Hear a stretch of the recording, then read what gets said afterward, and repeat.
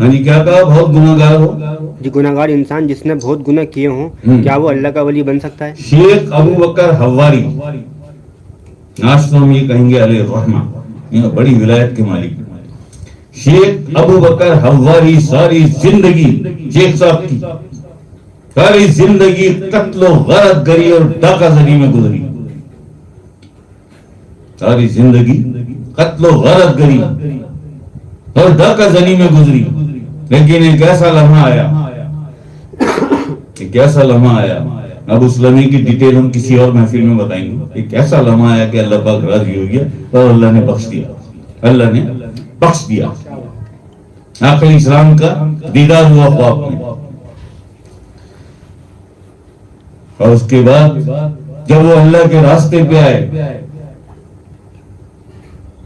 اور توبہ کی، تائب ہوئے اپنے گناہوں سے اور کنارہ کیا نفسانی خواہشات سے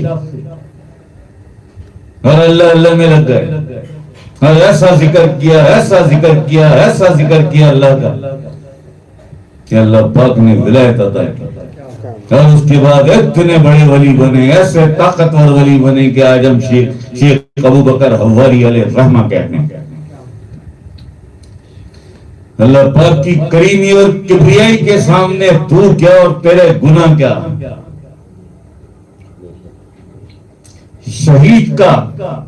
شہید کے لہو کا ایک قطرہ اور گناہگار کی آنکھ سے ٹپکا ہوا ایک آنسو، یعنی بہت گناہگار ہے، زندگی گناہوں میں،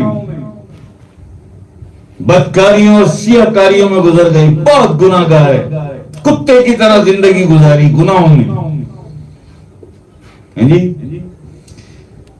لیکن تیرے گناہ اس کی کریمی اور اس کی کبریائی سے بڑے نہیں ہیں،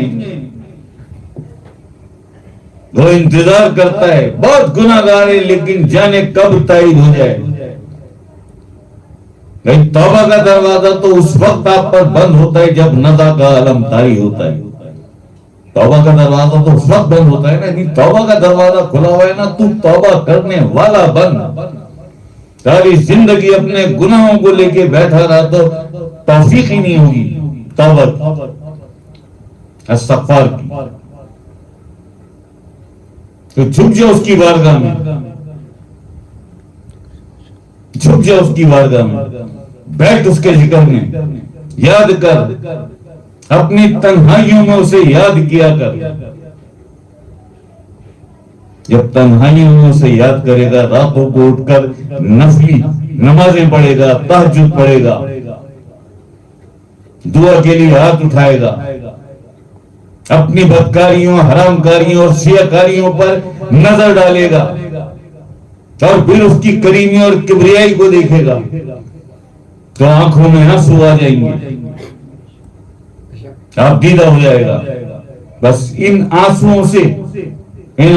اسے بڑا پیار ہے، ان آنسوؤں کا انتظار کرتا ہے وہ کہ ہے تو بہت گناہگار، ہے تو بہت گناہگار، مگر ہے تو میرا، تخلیق تو میں نے کی ہے نا اسے، پالتا تو میں ہوں نا اسے، مخلوق تو میری ہے نا،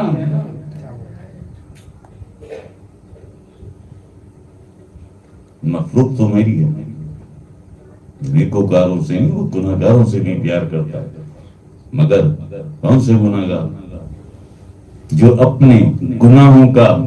اپنی بدکاریوں، حرام کاریوں اور سیاہ کاریوں کا اعتراف کرتے ہیں،